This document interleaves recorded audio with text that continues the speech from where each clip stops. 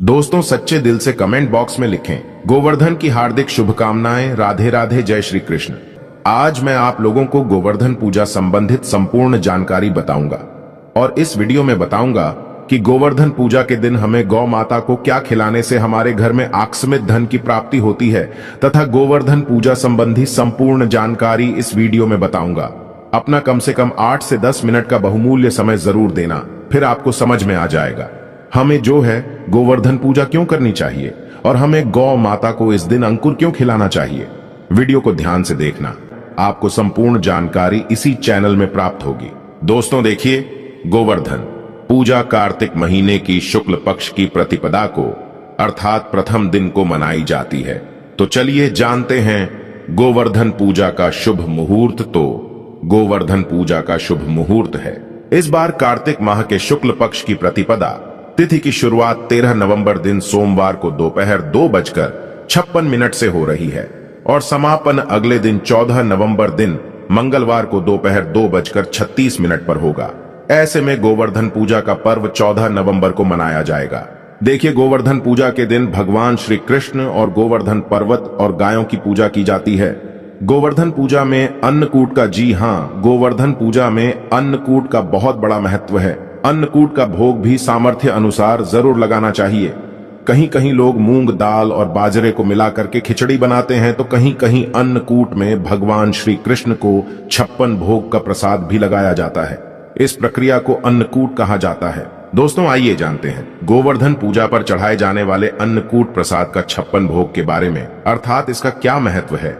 अगर आज की वीडियो आप मिस करते हैं तो फिर सारी जिंदगी आप इस प्रकार की जानकारी को पाने से वंचित रह जाएंगे, क्योंकि कोई भी आपको YouTube में इतने विस्तार से नहीं बताएगा जितना आज मैं यानी स्माइल फैमिलीज चैनल आप लोगों को विस्तार से बताएगा। देखिए, आइए जानते हैं अन्नकूट, अर्थात नाम से ही स्पष्ट है। अन्नकूट जैसे इसके नाम से लगता है कि ये बहुत सारे अनाजों का मिश्रण होता है। तरह तरह के पकवानों से भगवान की पूजा की जाती है, तो इन प्रसादों को अलग अलग बांटने की बजाय इकट्ठा बांटा जाता है। इस मिश्रण का स्वाद निराला होता है। भगवान ने इस अन्नकूट के प्रसाद में कई सारी सब्जी को मिलाकर के देखिए। भगवान का इस प्रकार का जो प्रसाद है, इसमें कई प्रकार की सब्जी को मिलाकर के आप मिक्स कर सकते हैं, जैसे कड़ी है, चावल है, पूरी है, रोटी है, मूंग की खिचड़ी है, बाजरा है, हलवा है। सामर्थ्य के अनुसार जो भी आपसे बने भगवान के प्रसाद में इस प्रकार की चीजों को मिलाकर के भगवान को भोग लगा सकते हैं। आइए जानते हैं अन्नकूट की कथा की शुरुआत। तो कुछ कथाओं में इस प्रसाद के बारे में कहा गया है कि जब भगवान कृष्ण ने देवराज इंद्र के घमंड को चूर करते हुए गोवर्धन पर्वत की पूजा की और इंद्र ने गुस्से में भारी बहुत ही ज्यादा वर्षा की, तब भगवान श्री कृष्ण ने समुचित वृंदावन वासियों को लेकर गोवर्धन पर्वत के नीचे आ गए थे और इसी पर्वत के नीचे लगातार 7 दिन बिताए थे। इस दौरान सभी ने अपने साथ लाए हुए जो खाद्य सामग्री, जितने भी वहां के रहने वाले लोग थे, सभी ने खाद्य सामग्री लाए और अन्नों को मिला करके बांट करके आपस में खाया। इसका स्वाद इतना ज्यादा अद्भुत था कि इसे खाने के लिए स्वयं भगवान कृष्ण ललचा गए थे। बाद में वह अन्नकूट प्रसाद के रूप में गोवर्धन पर्वत को भोग लगा करके खाया जाने लगा।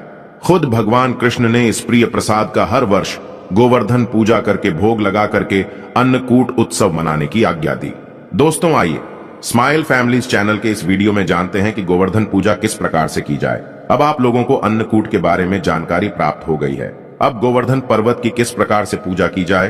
तो गोवर्धन पूजा करने के लिए आपको सबसे पहले घर के आंगन में गोबर से गोवर्धन का चित्र बनाएं। इसके बाद रोली चावल, खीर, बताशे, जल, दूध, पान, केसर, फूल और दीपक जला करके गोवर्धन भगवान की पूजा करें। कहा जाता है कि इस दिन विधि विधान से सच्चे दिल से गोवर्धन भगवान की पूजा करने से साल भर भगवान श्री कृष्ण की कृपा बनी रहती है। दोस्तों इस वीडियो में मैं आप लोगों को बताऊंगा कि हम जो है गोवर्धन पर्वत की पूजा क्यों करते हैं। साथ ही साथ मैं गोवर्धन पूजा की जो कथा बताऊंगा, इस कथा को अगर कोई भी व्यक्ति सच्चे मन से सुनता है तो ऐसे व्यक्ति के जीवन में चल रही सभी प्रकार के कष्ट तत्काल समाप्त होते हैं। ऐसे व्यक्ति की सभी प्रकार की मनोकामनाओं की पूर्ति होती है, ऐसा माना जाता है। इस कथा को अगर सच्चे मन से सुने तो कोई भी आपकी मनोकामना हो, चाहे कितनी भी बड़ी मनोकामना हो, वह मनोकामना की पूर्ति हो जाती है। देखिए, भगवान श्री कृष्ण स्वयं नारायण का अवतार है, लेकिन क्या आप जानते हैं कि महाभारत काल में भगवान श्री कृष्ण ने किसे पूजनीय बताया है। गोकुल वृंदावन के लोगों को किसकी पूजा करने के लिए प्रेरित किया था? देवकीनंदन। भगवान श्री कृष्ण ने गोकुल और वृंदावन के लोगों को गोवर्धन पर्वत की पूजा करने के लिए प्रेरित किया था। तभी से भक्तजन इस पर्वत की पूजा करते हैं। तो आज भी ऐसी मान्यता है कि मथुरा के पास में स्थिति जो गोवर्धन पर्वत है, इनकी पूजा करने से भक्तों की सभी मनोकामनाओं की पूर्ति होती है। यहां से कोई भी खाली नहीं लौटता। इसी वजह से यहां हमेशा ही भक्तों का देखना जो गोवर्धन पर्वत है, वहां पर काफी भीड़ लगी रहती है। तो आइए इस वीडियो में जानते हैं वास्तव में हम जो गोवर्धन पूजा किस प्रकार से घर में निर्मित करते हैं। सभी दर्शकों को जानकारी प्राप्त हो चुकी है। अब इनकी पूजा क्यों होती है, इनकी पूजा होने के पीछे क्या कारण है? तो गोवर्धन पर्वत की ऊंचाई आपने देखी होगी, लेकिन हजारों साल पहले यह बहुत ही ऊंचा था, विशाल पर्वत था और इस पर्वत की ऊंचाई लगातार घटती जा रही है। इस संबंध में शास्त्रों में एक कथा बताई है। इस कथा के अनुसार गोवर्धन पर्वत को तिल तिल करके घटने के लिए एक ऋषि ने श्राप दिया था। श्री कृष्ण ने गोवर्धन पर्वत को भगवान का रूप बताया है और उसी की पूजा करने के लिए सभी भी को प्रेरित किया था। आज भी गोवर्धन पर्वत चमत्कारिक रूप से, पूर्ण रूप से, चमत्कारिक रूप से भरा हुआ है। सभी प्रकार के लोगों की इच्छा को पूर्ण करता है। गोवर्धन पर्वत की परिक्रमा करने वाले हर व्यक्ति को जीवन में कभी भी पैसों की कमी नहीं होती। साथ ही साथ गोवर्धन पूजा करने वाले लोगों को भी पैसों की कमी नहीं होती। ऐसा माना जाता है कि महाभारत काल में गोवर्धन पर्वत की ऊंचाई करीब 30,000 मीटर थी, जबकि वर्तमान में यह पर्वत करीब 30 मीटर ऊंचा ही रह गया है। गोवर्धन पर्वत की ऊंचाई लगातार घटती जा रही है। इस संबंध में गर्ग संहिता में एक कथा बताई है। दोस्तों, कथा के अनुसार भगवान श्री कृष्ण ने अवतार लेने के पूर्व राधा जी से भी पृथ्वी लोक में साथ चलने के लिए निवेदन किया था। इस पर राधा जी ने कहा कि मेरा मन पृथ्वी पर वृंदावन, यमुना और गोवर्धन पर्वत के बिना नहीं लगेगा। यह सुनकर श्री कृष्ण ने अपने हृदय की ओर दृष्टि डाली, जिससे एक तेज निकला और राजभूमि पर जाकर के गिरा। यही तेज पर्वत के रूप में परिवर्तित हो गया। शास्त्रों के अनुसार यह पर्वत रत्नमय झरने, कदम आदि वृक्षों से सुशोभित है और अन्य सामग्री भी इसमें उपलब्ध थी। इसे देखकर राधा जी बहुत प्रसन्न हुई और तथा भगवान श्री कृष्ण के साथ उन्होंने भी पृथ्वी पर अवतार धारण किया। एक कथा के अनुसार भगवान श्री कृष्ण की प्रेरणा से शालमित द्वीप ने द्रोणाचल की पत्नी के गर्भ से गोवर्धन का, ध्यान से सुनिएगा, भगवान श्री कृष्ण की आज्ञा के कारण ही शालमित द्वीप में द्रोणाचल की पत्नी के गर्भ से गोवर्धन का जन्म हुआ। ध्यान से सुनना, भगवान के जन्म से वृंदावन एवं जो यमुना है वो बहुत ही खुश थी। गोवर्धन को भगवान का रूप ही जान करके सुमेर है, हिमालय है, जितने भी पर्वत है, ये सबने गिरिराज बना करके जो गोवर्धन पर्वत है इनकी पूजा की। एक समय तीर्थ यात्रा करते हुए पुलस्त्य जी ऋषि गोवर्धन पर्वत के समीप पहुंचे। पर्वत की सुंदरता देख करके ऋषि मंत्र मुक्त हो गए तथा द्रोणाचल पर्वत से निवेदन किया कि मैं काशी में रहता हूं, आप अपने पुत्र गोवर्धन को मुझे दे दीजिए, मैं उसे काशी में स्थापित करके वहीं रहकर पूजा करूंगा। द्रोणाचल, देखिए द्रोणाचल पुत्र वियोग से व्यतीत हुए, लेकिन गोवर्धन पर्वत ने कहा कि मैं आपके साथ में चलूंगा, किंतु मेरी एक शर्त है, आप मुझे जहां रख देंगे मैं वहीं स्थापित हो जाऊंगा। पुलात्स जी ने गोवर्धन पर्वत की यह बात मान ली। गोवर्धन पर्वत ने ऋषि से कहा कि मैं 2 योजन ऊंचा एवं 5 योजन चौड़ा हूं, आप मुझे काशी कैसे ले जाएंगे? तब पुलात्स जी ने कहा कि मैं अपने तपोवन से तुम्हें अपनी हथेली पर उठाकर ले जाऊंगा। तब गोवर्धन पर्वत ऋषि के साथ चलने के लिए सहमत हो गए। रास्ते में ब्रज आया, उसे देख करके गोवर्धन की पूर्व स्मृति जागृत हो गई। कैसे पूर्व स्मृति, वो भी, और वह सोचने लगा कि भगवान श्री कृष्ण राधा जी के साथ यहां आकर के बाल्यकाल और किशोर कल की बहुत से लीलाएं करेंगे। यह सोचकर गोवर्धन पर्वत पुलास्य ऋषि के हाथों में और अधिक भार हो गया, जिससे ऋषि को विश्राम करने की आवश्यकता महसूस हुई। दोस्तों, इसके बाद ऋषि ने गोवर्धन पर्वत को ब्रज में रख करके विश्राम करने लगे। ऋषि ये बात भूल गए कि उन्हें गोवर्धन पर्वत को कहीं रखना नहीं था। कुछ देर बाद ऋषि पर्वत को वापस उठने लगे, लेकिन गोवर्धन ने कहा कि ऋषिवर, अब मैं यहां से कहीं नहीं जा सकता। मैंने आपसे पहले ही आग्रह किया था कि आप मुझे जहां रख देंगे मैं वहीं स्थापित हो जाऊंगा।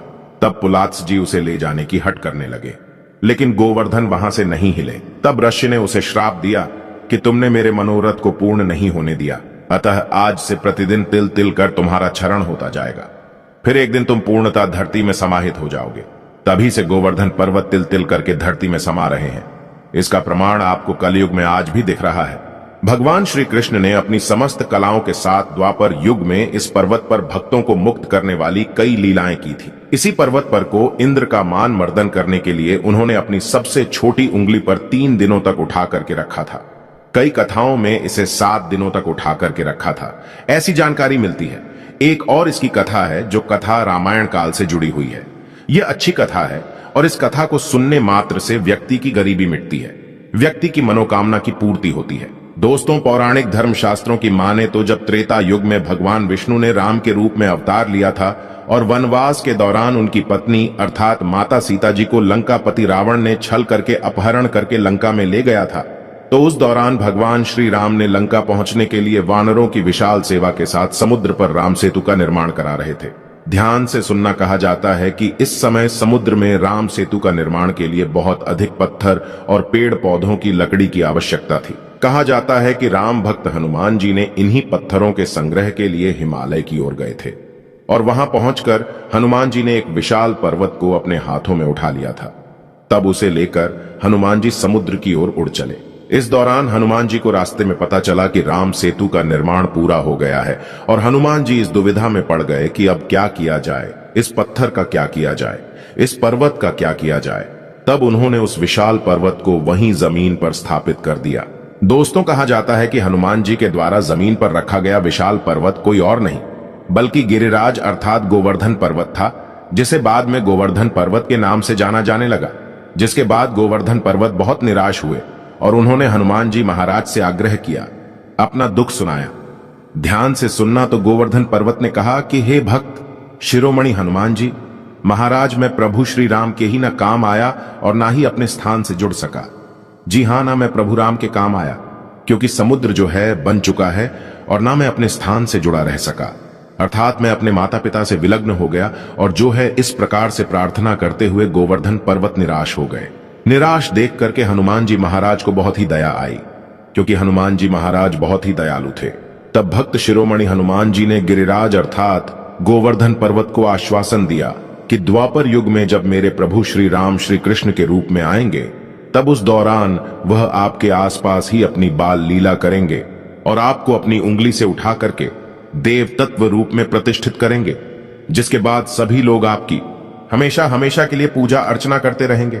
दोस्तों, इसीलिए तो साक्षात गोवर्धन को धन कहा जाता है, जो सोना चांदी हीरा मोती से भी बढ़कर धन होता है। गोवर्धन यानी सबसे बड़ा धन तो यही है। दोस्तों, कहा जाता है कि हनुमान जी के द्वारा की गई भविष्यवाणी को सिद्ध करने के लिए भगवान श्री कृष्ण जी ने इंद्र के क्रोध से लोगों को बचाने हेतु गोवर्धन पर्वत को अपनी उंगली पर धारण किया था। आप सभी दर्शकों को जरूर पता होगा जो गोवर्धन पर्वत है, इसे भगवान विष्णु जी का स्वरूप भी कहा जाता है, क्योंकि इंद्र ने वज्र के प्रभाव से कई बार गोवर्धन पर्वत को तोड़ने का प्रयास किया। देखिए, अगर कोई साधारण पर्वत होता तो वज्र के प्रभाव से वह टूट जाता, लेकिन गोवर्धन पर्वत भगवान का ही अंश था। ऐसा माना जाता है कि अगर कोई भी व्यक्ति सच्चे मन से इस कथा को सुनता है या फिर गोवर्धन पर्वत की अपने घर में गोवर्धन बना करके उनकी पूजा करते हैं, गाय को अन्नकूट खिलाते हैं, तो ऐसे व्यक्ति की सभी प्रकार की मनोकामना पूर्ण होती है। ऐसे व्यक्ति के ऊपर में भगवान श्री कृष्ण अपनी कृपा बरसाते हैं। सच्चे दिल से कमेंट बॉक्स में जरूर लिखना, राधे राधे, जय श्री कृष्ण गोवर्धन की हार्दिक शुभकामनाएं। जय गोवर्धन।